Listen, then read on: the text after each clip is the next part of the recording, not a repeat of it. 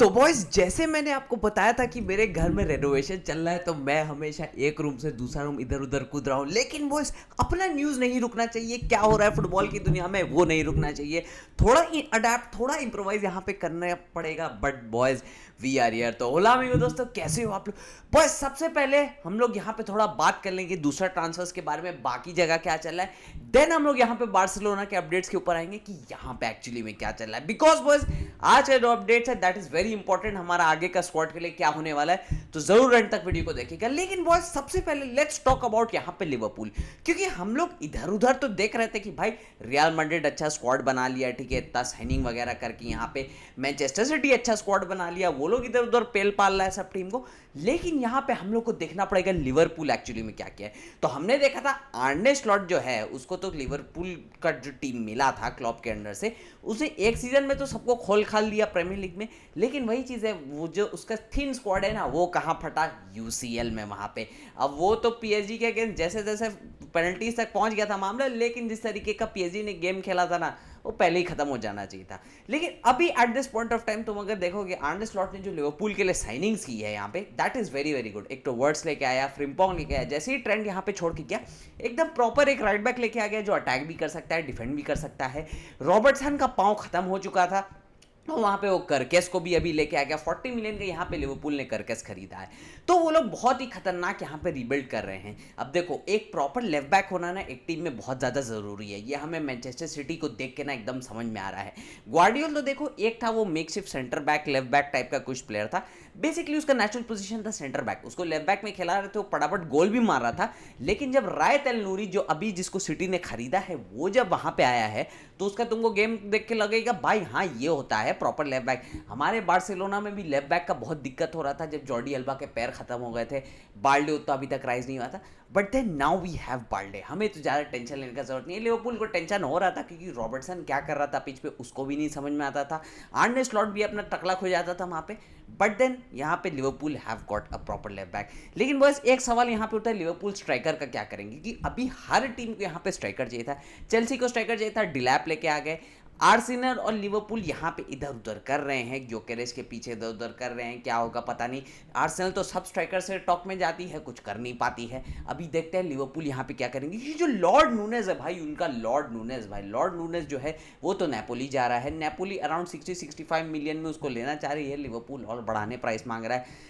65 million का Darwin Nunez. Boys what a world we are living in. जो अगर पहला का ज़माना होता ना तो 5 से 6 मिलियन भी नहीं देते भाई नूनेज के लिए, वो हाल था यहाँ पे। लेकिन एनीवेज अभी देखते हैं लिवरपूल का स्ट्राइकर का क्या हो रहा है। ओवरऑल बाकी टीम तो बहुत अच्छा बना लिया उन लोगों ने।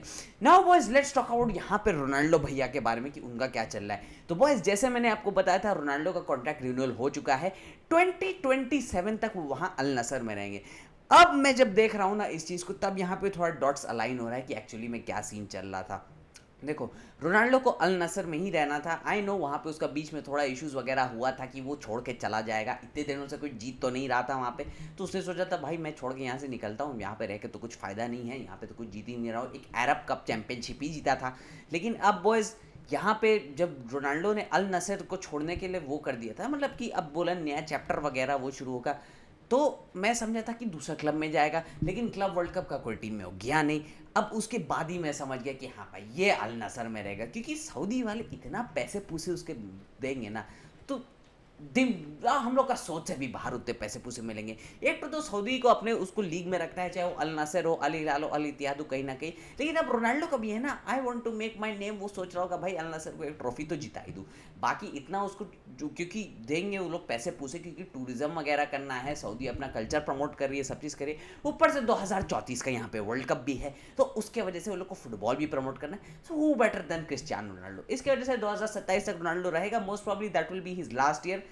I think 2027 Ronaldo after that he will retire, बस मुझे जो लगता है अभी, बिकॉज कोई और टीम में वो जाएगा नहीं। दूसरा जगह जाएगा, सेट वगैरह होगा, और एट दिस एज 41 42 का जब वो हो जाएगा, I don't think it would make sense for Ronaldo to go anywhere else. Anyways boys, let's come back home, let's come back to Barcelona. यहाँ पे अब क्या चल रहा है? सबसे पहले तो बॉयज मैं आपको बता दूं कि पेरिसिच नहीं आने वाला है। इतने दिनों से यहाँ पे खबर चल रही थी, उधर उधर रहा था कि भाई पेरिसिच आएगा, ये आएगा, वो आएगा, राइट विंग में हम लोग को डेप्थ दे देगा। लेकिन देखो, जब रूनी बार्जी आ चुका है राइट विंग में, एक और प्लेयर लेना कोई ज्यादा यहाँ पे सेंस बनता नहीं है। Lamine Yamal most of the games खेलेगा, रूनी बार्जी जरूरत पड़ेगी यमाल के लिए, वहां पे वो आ सकता है सब्स्टिट्यूट में। अब ऑल्दो रूनी बार्जी यहाँ पे फर्स्ट टीम और सेकंड टीम में यहाँ पे रोटेट करता रहेगा। Now boys the thing is with Perisic कि वो ऑलरेडी इतना एज हो चुका है, भले वो आपको एक्सपीरियंस ला के देता, डिफेंसिव वर्क रेट भी ला के देता, लेकिन इशू कहाँ होता बॉयज की, वो 36 का हो चुका है। तो इतना एज में एक प्लेयर को ला के कोई फायदा नहीं। अभी बोला जा रहा है पेरिसिच जो है वो पीएसवी में अपना कॉन्ट्रैक्ट एक्सटेंशन कर रहा है यहाँ पे, और उसके बाद वो वहीं पीएसवी में रहेगा। आई थिंक मोस्ट प्रॉब्ली वहीं पे रिटायर कर जाएगा। नाउ बॉयज कमिंग टू यहाँ पे निको विलियम्स का क्या अपडेट है बॉयज। निको विलियम्स का बहुत लोग मुझसे लास्ट वीडियो में पूछे थे कि भाई आप निको विलियम्स के ऊपर तो बात ही करना छोड़ दिए। नहीं भाई, बात करना नहीं छोड़ा। 1 जुलाई या 2 जुलाई तक यहाँ पे निको विलियम्स का रिलीज क्लॉज जो है वो बार्सिलोना पे कर देगी। जैसे ही वो पे कर देगी उसके बाद यहाँ पे फाइनल हो जाएगा निको विलियम्स का ऑफिशियल कब होगा, ये बस बहुत जल्दी यहाँ पे हेयर वी गो भी निको विलियम्स का आने वाला है। जैसे मैंने आपको बताया था 99.9% सब चीज़ हो चुका है। बार्सिलोना उसको रजिस्ट्रेशन, ग्रीन लाइट वगैरह सब चीज़ दे चुकी है। बस यहाँ पे ला लीगा से थोड़ा बातचीत करना है, बिलबाओ से बातचीत करना है, कैसे वो लोग को अमाउंट वगैरह पे करेंगे वो सब चीज़। 1 या 2 जुलाई तक को आप देख लेना, यहाँ पे रिलीज क्लॉज पे हो जाएगा एंड निको विलियम्स का यहाँ पे एक्टिवेट हो जाएगा deal. Nico Williams will be a Barcelona player very soon. बहुत मजा आने वाला है boys. Nico Williams running a trend, उफ, I will be there no matter what.